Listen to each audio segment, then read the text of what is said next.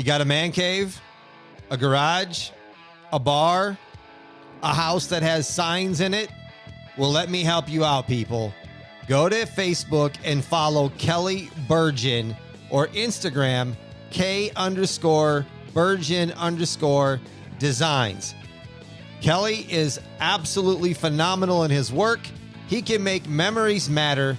His detail and the nostalgia he brings to life is unbelievable.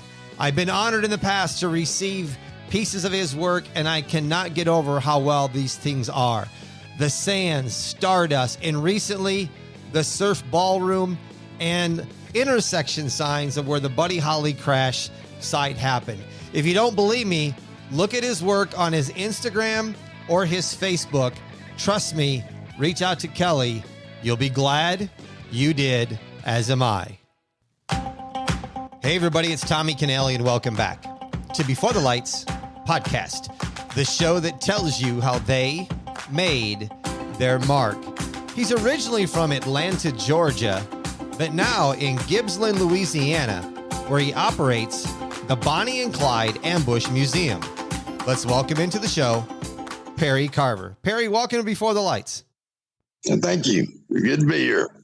I am excited to get into Bonnie and Clyde. Your parents knew Ted Toddy, who owned the death car at one time. Is this how you got into Bonnie and Clyde? Yeah, it was actually my grandparents on my dad's side that knew him. My grandfather knew Mr. Toddy. Okay, and then where did you get involved in Bonnie and Clyde?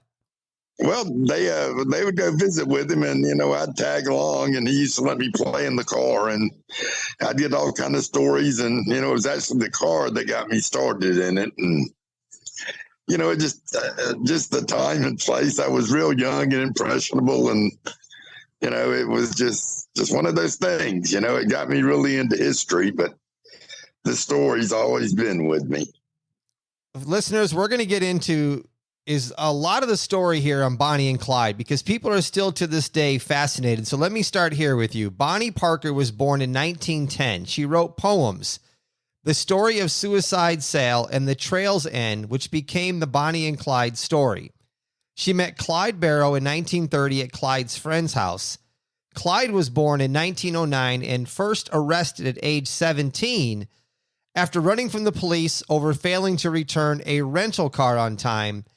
And then the second arrest was over stolen turkeys with his brother Buck. Perry, how much do you know about the beginning of Clyde and his run-in with the law? Well, I know he worked, but he was also kind of adventurous. There wasn't a lot to do back in those days. And Buck liked fighting roosters. There was cockfighting going on and things like that. And it actually had kind of took some roosters. And like I said, it was a different time and a different era. You grow up a lot faster back then, and a lot of people died a lot younger. Right. They were criminals during the Public Enemy era, which was 1931 to 34, traveled to central U.S. with their gang. There was bank robberies, small stores, funeral homes. They murdered 9 police officers, 4 civilians. The Barrow gang consisted of Henry Methan, Buck Barrow, W.D. Jones, Raymond Hamilton, Blanche Barrow, Joe Palmer, and Ralph Fultz. Perry, with the Public Enemy and their gang, was the gang together all the time or were they separated? They were separated. Guys came and went with Clyde. There were a lot more than that ran with Clyde. Okay. They'd go with him and they would, rob a bank. And then after a couple of weeks, they'd make their departure because Clyde got hot and the newspapers made him famous. And that's the last thing you want as an outlaw. Right. You don't want to see your name in the papers. And he hated seeing that, but, he wasn't going to be taken alive. And in true life, we can only put 2 murders on him. He killed Sheriff Deputy Malcolm Davis in West Dallas, and he killed the detective up in Joplin. Okay. Other than that, he was guilty by association. About 20 years ago, they cleared him of this the murder of Howard Hall up in Sherman, Texas. The guy that killed him was about 6 foot tall, and they had reports and stuff on that. It was just Clyde sold newspapers, you know, and in true life they were never called Bonnie and Clyde. It was always Clyde. You know, he was the one that was hot, and he was the one that the law was after. It was a lot of stuff was just made up after they were killed. You know, they were still selling things after they were dead. They were making stories in crime magazines about them, and it was just who knows why history picks up on certain people. Right. And I'm glad to have you on so we can get a lot of these things cleared up here. I understand Bonnie was a waitress in Dallas, and one of her regular customers was a postal worker by the name of Ted Hinton, who in 1932 joined the Dallas City Sheriff's Department and was a member of the posse that eventually shot and killed Bonnie and Clyde. Do you know anything about that? Yep, he was actually joined in 33. Ted was a postal worker. He was actually a good athlete. He could have played Major League Baseball, and but he decided to go for the post office. It seemed like a more secure job to him. And he has a great grandson that plays for the Boston Red Sox. Trevor Story is Ted Hinton's great grandson. Oh, wow. Just a great ball player. You know, they were all athletes in that family, but he helped kind of promote and push Schmoot Schmidt for sheriff. And Schmoot knew a lot of the boys and people down around West Dallas. He ran a little bicycle shop at one time and used to buy stolen bikes from Clyde and Raymond Hamilton and other boys around there. And he knew a lot of these boys and stuff. And he became sheriff. And Ted helped, promote him. And Ted gave Ted a job as his deputy sheriff. And Ted didn't want nothing to do with, arresting people or nothing. He said, look, you're just going to have to go out and serve subpoenas and things like that, because he wasn't trained to be a police officer. He didn't really want to be one. And but when Malcolm Davis was shot and killed, Schmidt asked him, he said, man, look, you know Bonnie, and Bob Alcorn, who gets very little credit in this history, he was the detective in charge. He knew Clyde. Okay. He had arrested him before, and he knew Clyde. And, Schmoot said, well, who do you want, to help you? And he said, I'll take Ted. Ted was very green, but he listened to everything Bob taught him. And Bob was the one in charge, though. The movies make Ted out like he's there, the one to identify them and put him on the spot. But no, he wasn't. Bob Alcorn was the one that was there at the ambush site to do that. And he was the first one in line. He's the one that called the shot. That's them. Okay. They weren't after Bonnie. They were after Clyde. Sure. And, after the way they killed him, they made up a lot of things about Bonnie. They were afraid of the pushback after, killing her the way they did. But a lot of the stuff that was said was just made up, Clyde was sent to prison for auto theft in 1930, escaped using a weapon that he got from Bonnie. My understanding, he was captured and sent back, but did he purposely have 2 toes amputated to avoid labor, and that's why he walked with the limp, or did that happen some other different way? All right. He was arrested in 1930 and was waiting to get sentenced and shipped to one of the prison farms, and he was in Waco, Texas. He was there with 2 other boys, and one of them told Clyde, he says, look, I know where there's a pistol at. If you can get your little girl there to go grab it for it. And so Clyde talked to Bonnie and says, look, if you can help us out, we're going to break out and I'll grab you when we get out. And so she did. She went back and she found where this pistol was hid and took it back, and she snuck it into the jail and gave it to Clyde. And the 3 boys broke out. And they didn't grab Bonnie. You know, they went north and she was stuck there and had to hitchhike back to Dallas, and she was pissed, you know. So there's some hindsight right there, but they ended up in Ohio, and they captured the boys up there. They weren't used to the snow and kind of got caught up in it. And Clyde was the last one they caught, and they kind of beat him up a little bit. He made them, you know, really look for him. They found him under a crawl space of a house. And you can see in the Fort Worth mugshot of him, he's got kind of a little shiner.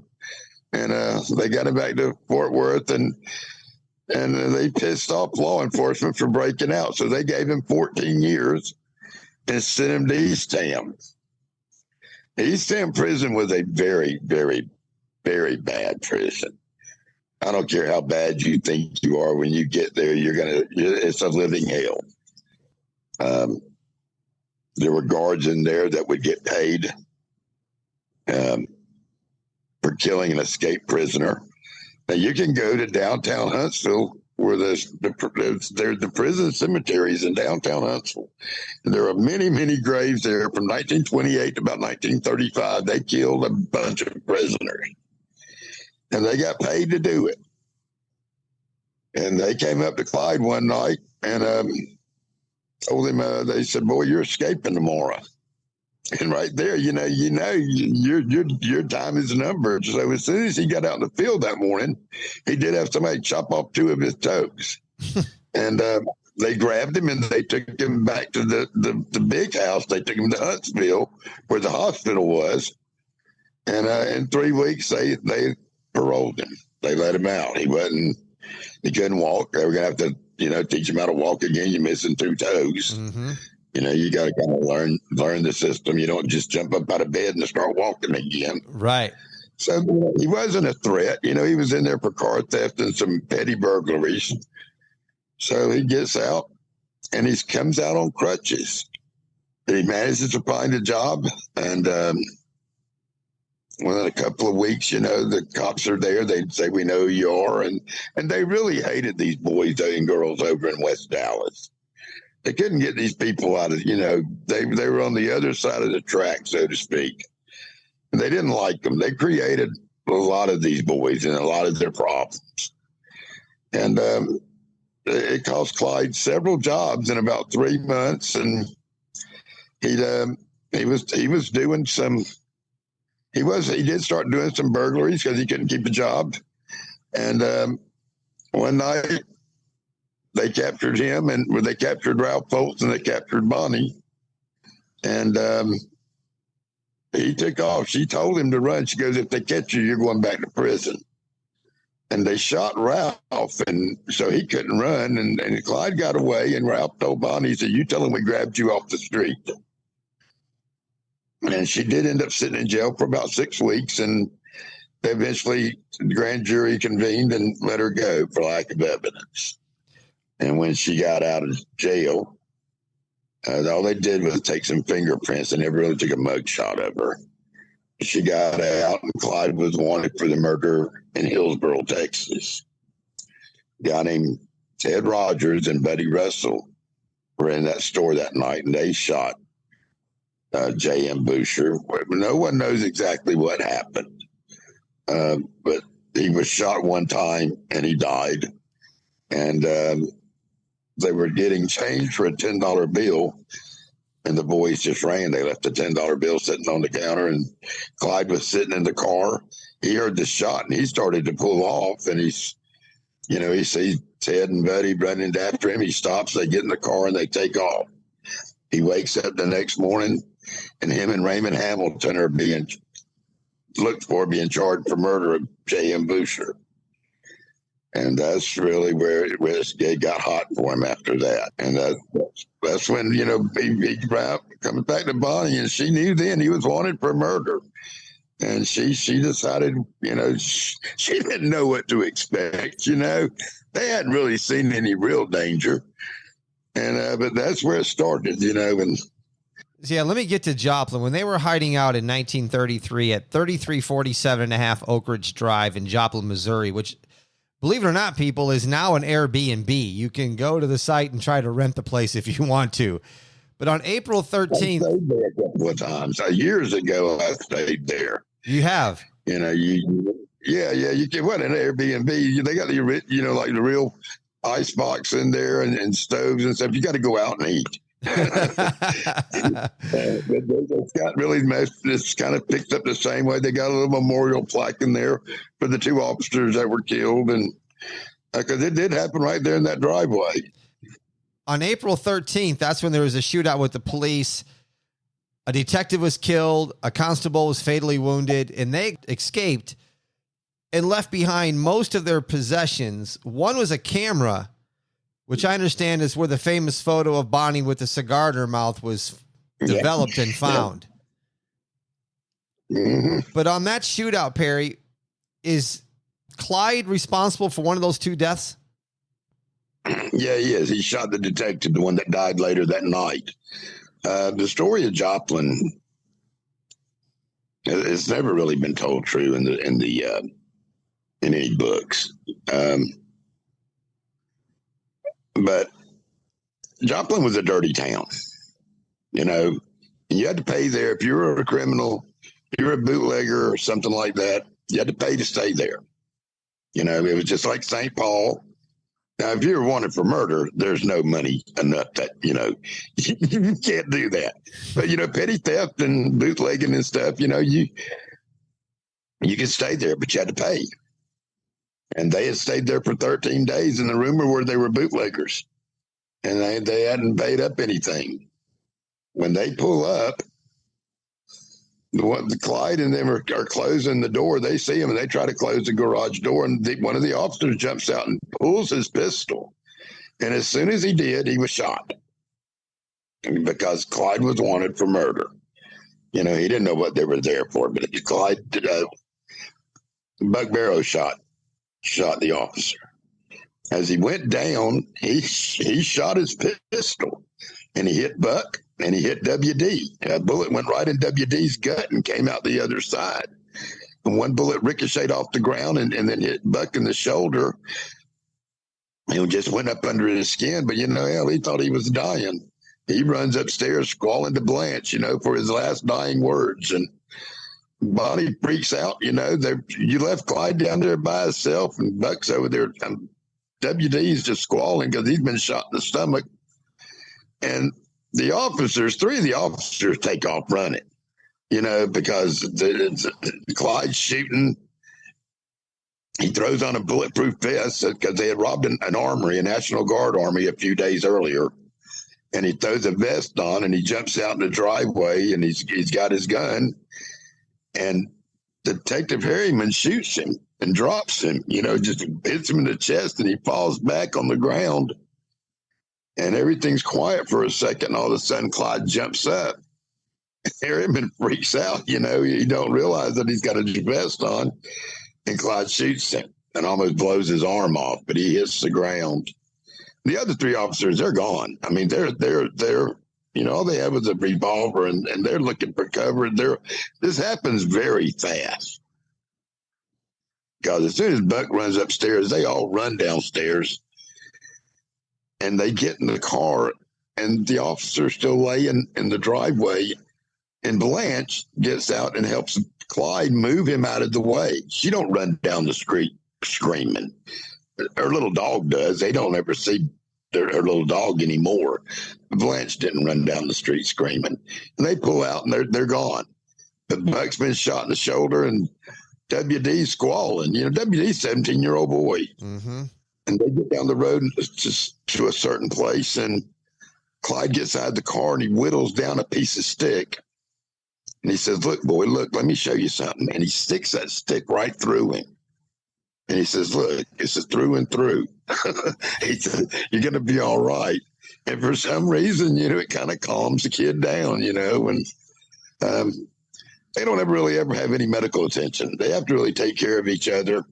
There up north, there are some underworld doctors and stuff, you know, that help out the Barkers and the Dillinger gang and stuff.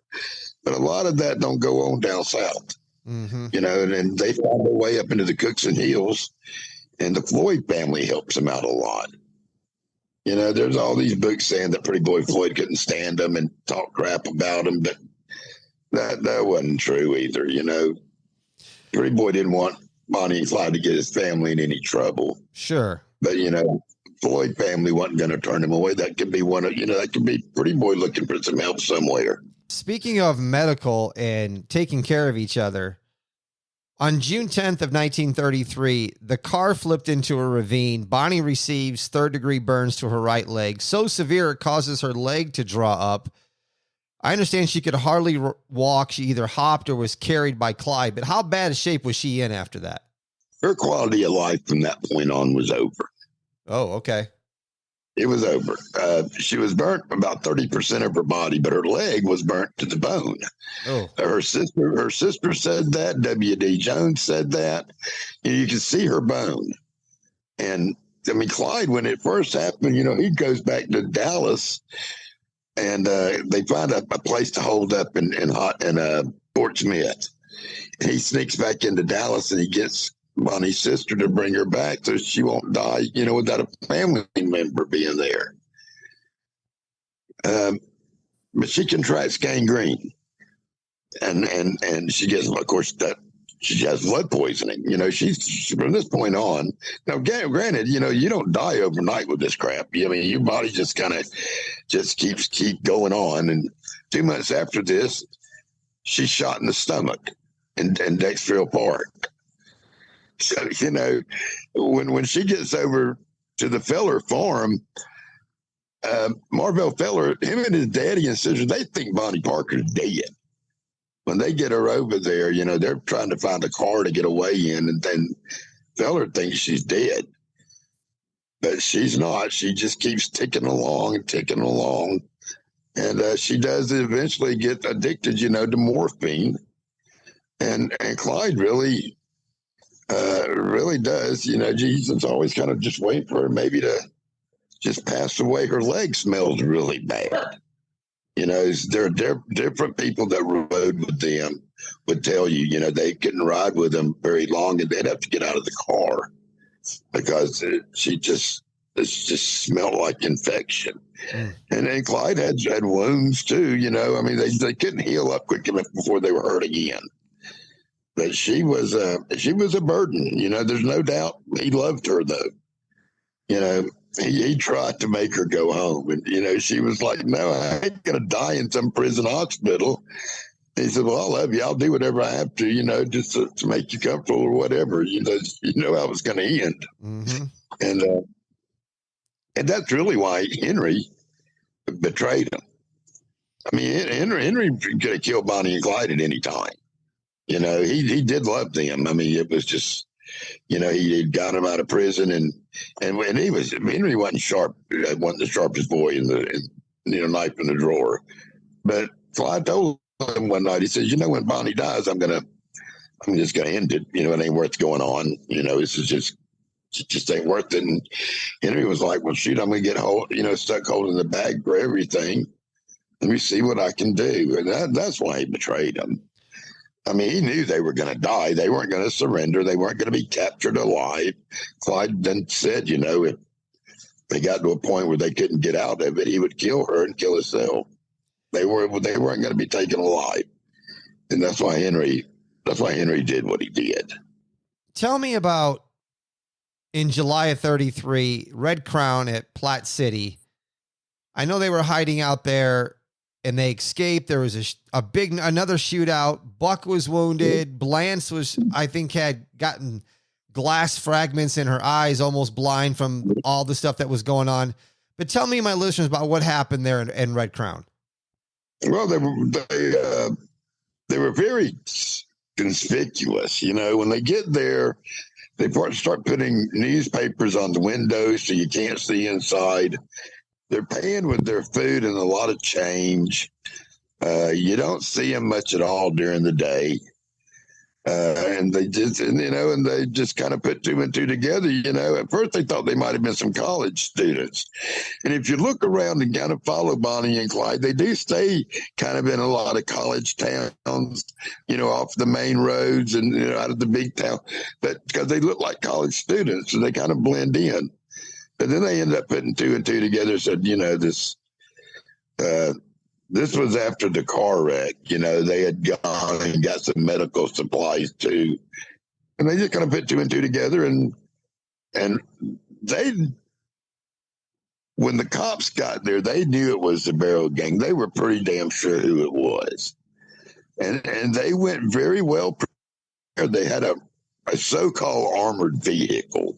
It ain't what we think of today, but they kind of had the front of the building, blocked off. They just they weren't expecting to go against the firepower that Clyde had. When he busted out that window with that BAR, it kind of like shattered their armored car. Like damn. And he set off the horn. And when the horn, he shot both the people inside the armored car got wounded, but the horn went off. And the guys out in the posse, they kind of stopped shooting, and that gave them time to kind of regroup in the car. But Buck was shot in the head. You could, from what I understood, you could see his brain. And she got hit with some shattered glass, and it got into her eye. And when she was in prison, I think they did like 19 surgeries on her eye, trying to save it, and they just couldn't. She never had it removed, but she really couldn't ever see out of it again. But Buck was shot in the back in Dexter, Iowa, and but he died actually from pneumonia. A lot of the was that at the campsite then, Perry, where Buck got shot again?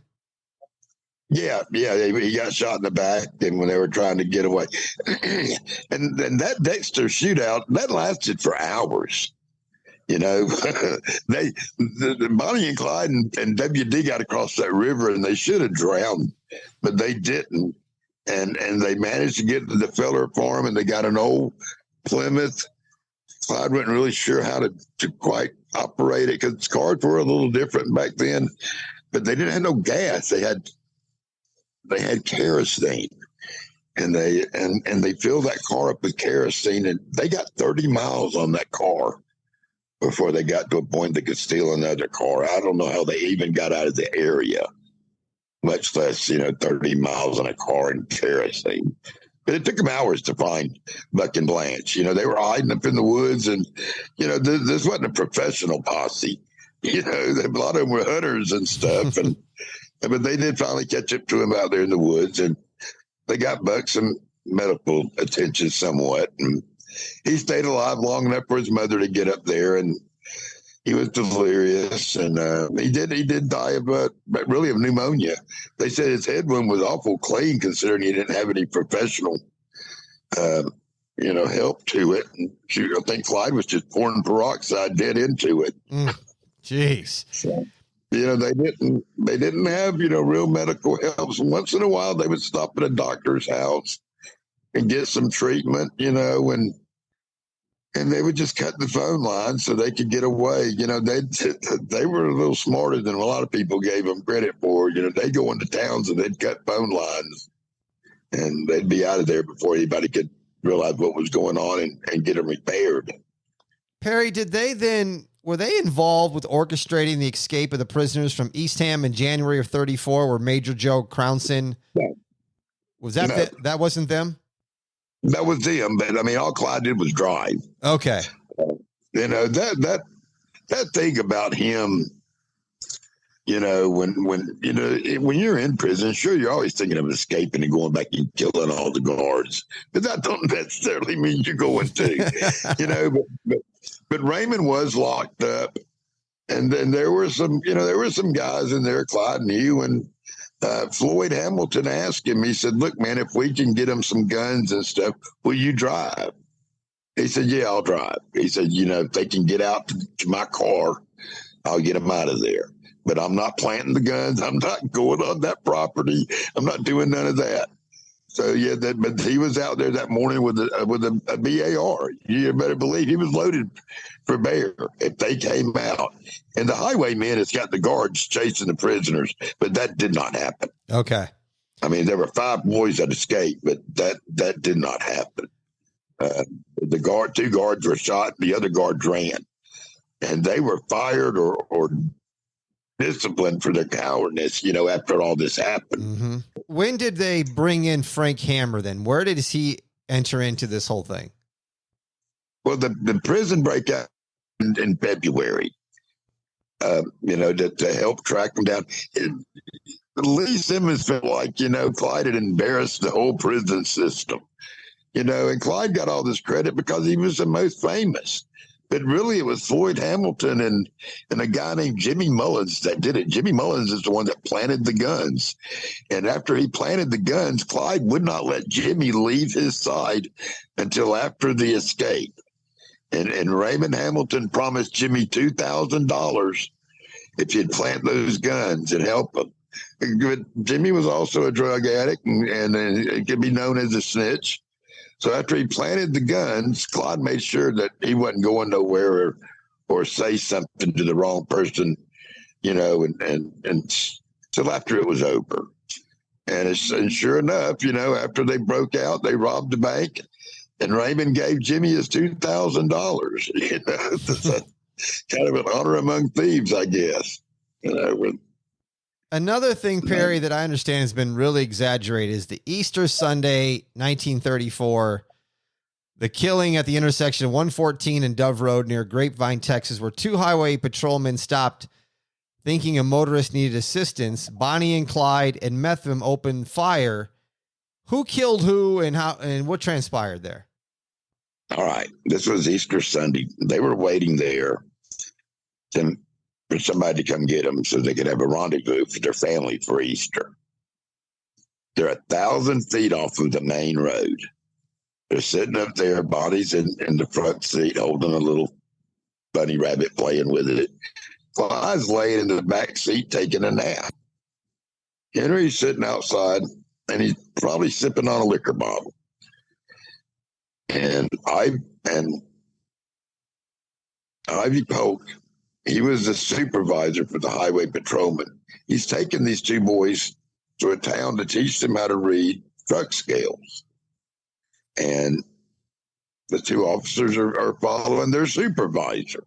And for some reason, they look up to that road, and I'm thinking one of them, who's a veteran, tells the other one, I think he sees Henry maybe tip a bottle. And, this is me, I think he says, come on, let's go take care of this. Let's see what's going on. And they should have just kept following their supervisor. He was they were on a mission to learn how to read truck scales. But fate, have it as you will. They turned up that road. They're riding up there, and Henry sees them, and Henry's like, Clyde, the laws are coming. And Clyde looks over the front seat, and he sees them. He says, Henry, let's just take them. And we're going to take them hostage. Let's get out of the area, but they don't know who they are. But Henry, as the bike stopped, Henry gets up with that shotgun and he shoots both of them. He blows them both right off their bikes. One of them, the bike falls over on it and he's stuck underneath it. And one of them's dead and one of them's struggling. And he walks up and he shoots and kills him.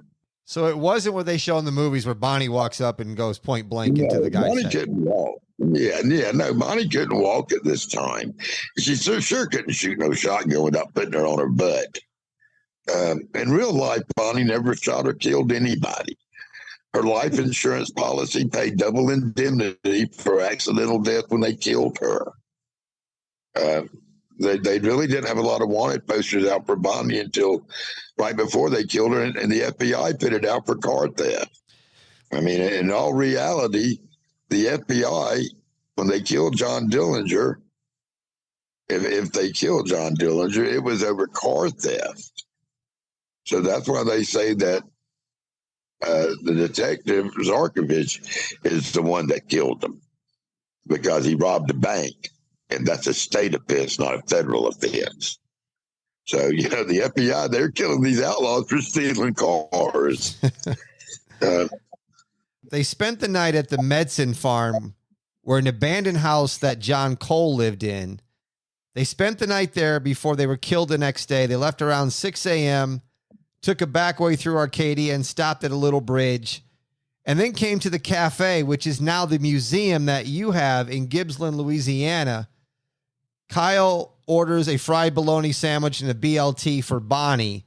Did Bonnie even come in, or is this just Clyde getting food and they take off on down the road? This was just Clyde coming in. They had ate here before. They'd pull around back and they would bring them food out back and feed them. But they just happened to stop here that morning. When they came out of the old coal house, the John and his wife and family had died of tuberculosis. And nobody wanted the house. Nobody, it was kind of taboo with the tuberculosis and stuff. So Clyde was buying that property out there. He needed his dad to sign the papers. They were buying, some acreage out there. They were going to bring their families out of Texas to live here because they weren't wanted in Louisiana. Now, Clyde certainly didn't think he could just sit here and settle down, but he was just trying to get his family to a safer spot. And when they left that morning, they took a back way around into Bienville and then back over into Bryceland. And then you hit Highway 9 and you go on into Arcadia. And he went in there and he was looking to get Bonnie some morphine or something for her pain, which he did, and get her some feminine products. I don't know what all was going on, but she wasn't in good shape. And then they pulled on out of Arcadia and went on down and came into Gibsland and stopped at Canfield's. And he did. He walked in and they felt pretty relaxed around here. Nobody wanted to get caught with them, but nobody was turning them in. They weren't hurting nobody. They were paying more for items than it would really cost. And times were hard and people just, they weren't bothering nobody. So he got his sandwiches and they rode down the road and, the sheriff really wasn't sure what was going to happen, that morning. He wasn't sure which way they were going to be actually coming. They were hoping, that they would be on Clyde's side of the road. And it just worked out perfect for the officers. It really did. I mean, as far as what had to be done. All 6 of those men standing on that hill were Masons. Okay. And how long were they out there waiting? I mean, hours, days? It's hours. They got out there about 3:30 in the morning. Okay. And they set up and just waited. And their nerves were on the edge. None of them had ever really done anything like this other than aim. A school bus that drove by that morning, that freaked them out. The road, it wasn't a deserted road. And there was actually a logging truck coming up behind Clyde. Clyde had done passed him once on the road. And when he stopped up there at the old truck, you can see the logging truck coming up behind him. And a guy named Buddy Goldston's driving the truck. And he's got 2 other guys on the truck. And, when the shooting started, these boys, they jumped out the truck and hit the woods. It scared the crap out of them. They didn't know what was going on. Mm-hmm. It took the sheriff about 30 minutes to find them and tell them, y'all look, guys, y'all come out. We're not, we're not shooting at you. How did Hammer and Galt get involved in the ambush then? Well, they brought the paperwork out here to pardon Henry Met from his crimes. Henry thought he was going to be pardoned from all of his crimes. And after the ambush, he found out he was only pardoned from his crimes in Texas. He was still wanted for murder in Oklahoma. He was like, well, damn. But the sheriff here told him, he said, Henry, as long as you stay in Bienville Parish, I'll protect you. When Henry decided to make a move, his mother contacted the sheriff here. They were related by marriage. The Methvins and the Jordans were related. They weren't close or anything, but they were related by marriage, and that's how the whole deal got worked out. They really only met probably once.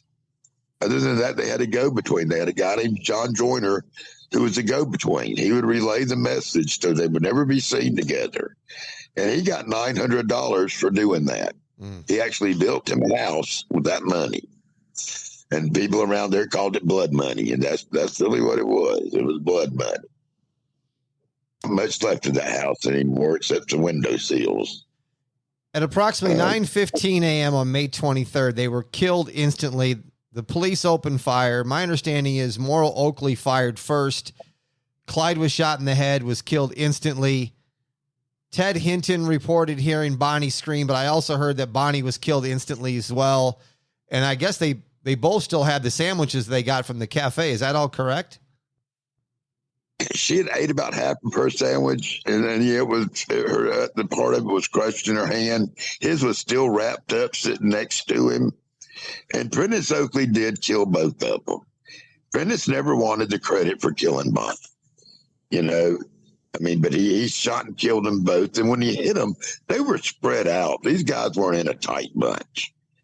And Prentice was a good shot. He was a hunter. This gun he was using, though, had a hair trigger on it.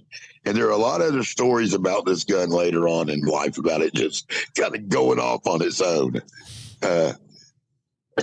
But when Clyde started pulling up, he was going to pull up and pull over and let the logging truck go by. Prentice thought he was leaving, and it's just out of kind of panic. He just stood up and unloaded. 5 shots. He hit them both in the head. Nobody heard Bonnie scream. Nobody had heard anything over those shots. But he hit them both, and Bonnie fell forward with her head between her legs. So, and Clyde kind of fell up against the steering wheel. And when they unloaded on him, everything that hit Bonnie from that point on was kind of coming through the doors, and going through Clyde or whatever. But she was getting hit with glass and metal and bullets, and, both their backs were broke. What happened to their bodies was just tremendous. And when those officers walked up to that car, Prentice threw up. It was a ghastly sight. And you can imagine what the smell was. And it sat there for about 3 hours before they could get a record out there. So 1,000 people showed up at the ambush site. That's where most of the damage was done from sightseers, the souvenir seekers, and they were grabbing everything out of that car. Bonnie dying with a wedding ring on, that's just folklore. If she had a wedding ring on, it would have never made it back to Arcadia. Did they bring that car then back in through Gibsland or no? Yes, they came back through Gibsland. They stopped at the school here in Gibsland and let the kids come out, and that kind of backfired on them. They were expecting the older kids to come out, but all the kids came out. And it traumatized a lot of these children. A lot of these families moved out of the area. Their kids are having nightmares. The sheriff was ridiculed over it. He thought he was doing a good thing, showing them the crime doesn't pay. But then they said that the wrecker overheated and they needed to stop, and that's just bull. The wrecker driver did eventually move to Florida. He couldn't hang around no more. He was ridiculed so bad. That car was a ghastly sight. There was brains in the car, and body parts that had blown off, and it was a tremendous sight. And when I talked to people back in the 80s about it, they said it wasn't so much the vision either; it was the smell. They said the smell was awful. It was just. I understand there's 112 bullet holes in the vehicle, and that death car is at Whiskey Pete's in Prim, Nevada. That is the original death car, correct? That's the real car, and there's 167 holes in that car. Wow. 167. I don't count all the holes that went through the glass and they couldn't account for. And, it was over in 16 seconds.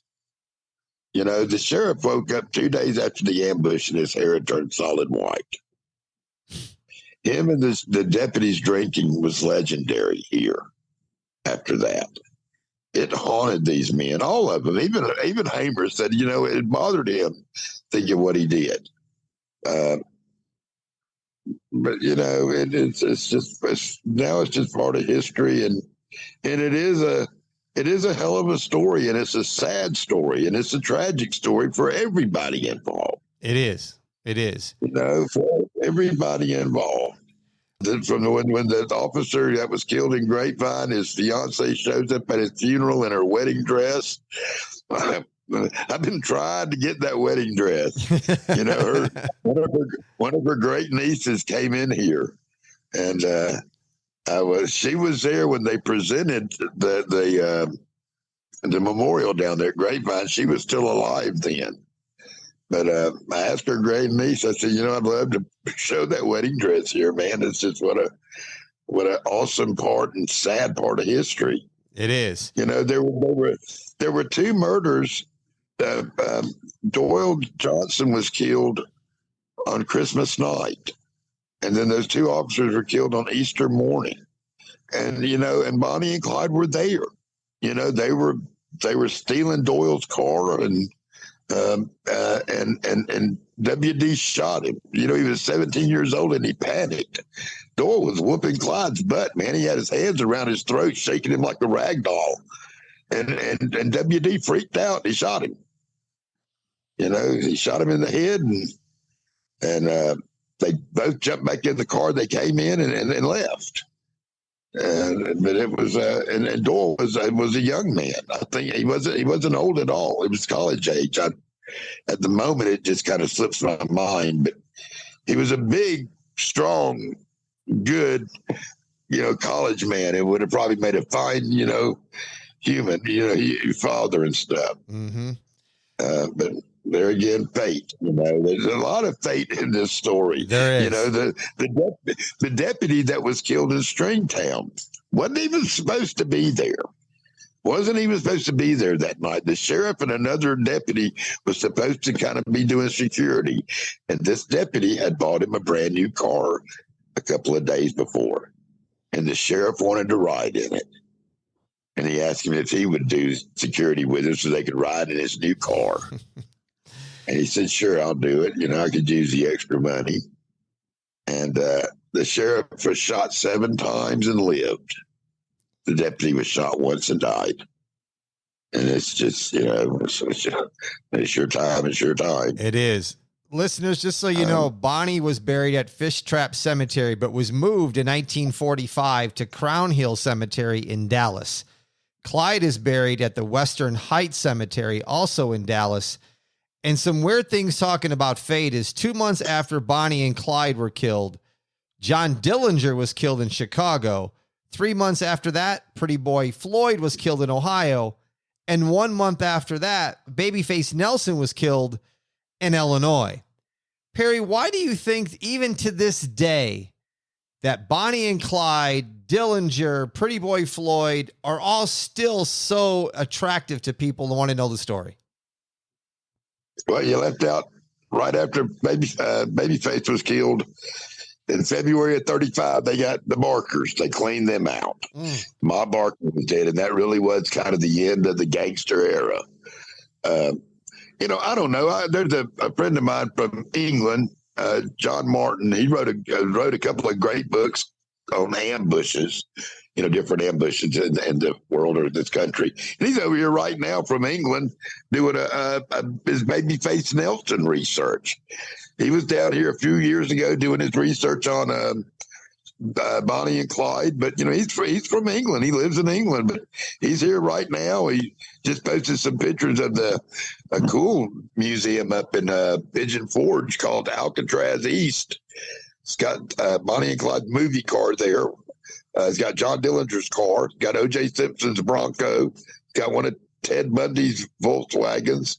It's got a bullet that was removed from Pretty Boy Floyd after he was killed. I'd kind of like to have that here.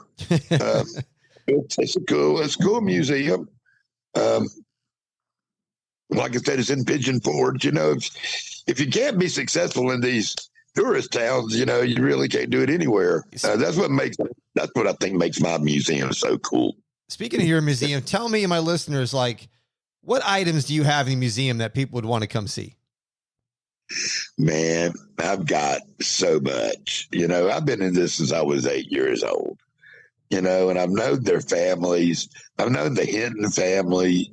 And I've got her fur coat, some of their hats. I got a bunch of his guns. You know, I bought them, got them through auctions, family members, donations, and I get very few donations. Everybody wants cash. But I've got some bullets that came out of the death car. Some of the AR clips. I've got Prentice Oakley's holster. I've got a lot of stuff. I've got a replica car. The car I have here, for 55 years, it was shown as the real car when they had the real one tucked away. This car has been to England. It's been to France. They weren't about to send the real car overseas, you know. They sent this one. And this car sat in the National Crime Museum for several years. You can pay them $5, get your picture made with the car. They give you a letter of authenticity. The only thing authentic was that picture. But it's my car is cool. You know, that's all I can say is it was part of their history because it was shown as the real car. The real car has been cleaned out. It's been ruined. It is not the same car I played in when I was a kid. It is, but it isn't. You know, it is the real car, but there's no blood stains in it anymore. They put new upholstery in it back in the 80s. They may lie to you, say they didn't, but they did. You know, Whiskey Pete didn't.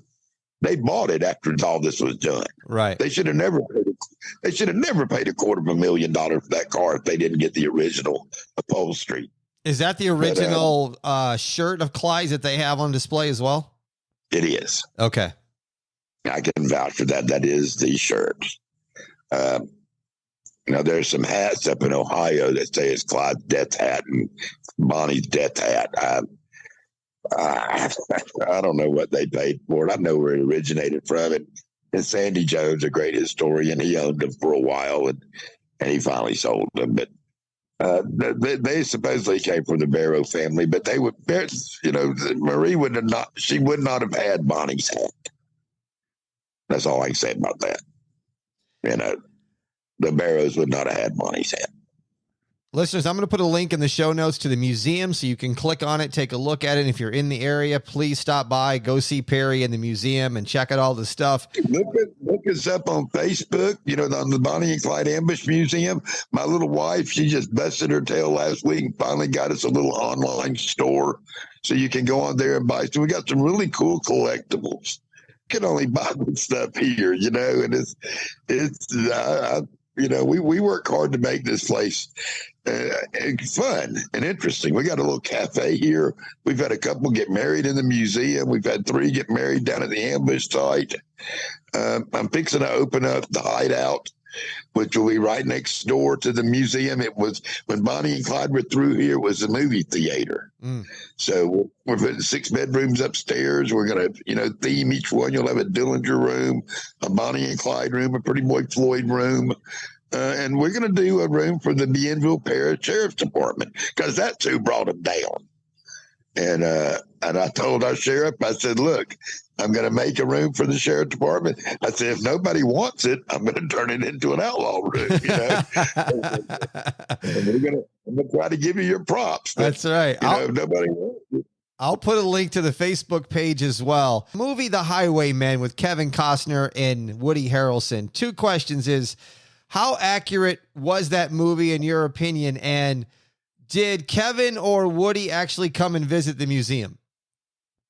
Met both of them down at the ambush site. Got a picture of Woody standing next to the memorial. They all came into the museum except Woody. I got pictures of Kevin in the museum. We talked. He played a very good Frank Hamer. You know, Hamer was exactly pretty much the way he betrayed him. He was kind of cold. He was a bully. He didn't smile much. And really, the only people that liked him was his wife. He had brothers that didn't even like him. Manny Galt actually only got together with Frank right there at the end. You know, when they found out they were going to go to Louisiana, he picked him up and brought him. They were best friends. You know, but Manny was not living with his daughter in destitute, and his wife. He was married to his wife, working for the highway department when Frank went and got him. Frank read his eulogy. They're buried 20 feet from each other. They were best friends. They never got in a car chase with Clyde. And one of the best scenes in the movie is when Hamer had the conversation with Clyde's daddy. That never happened. Okay. However, it did happen with Bob Alcorn. You know, Frank, he had the conversation with Bob and Ted, and he said, look, you're going to have to kill my boy. He ain't going to surrender. So that did happen. There was no car chase. The only time they ever set eyes on Clyde was the morning they killed him.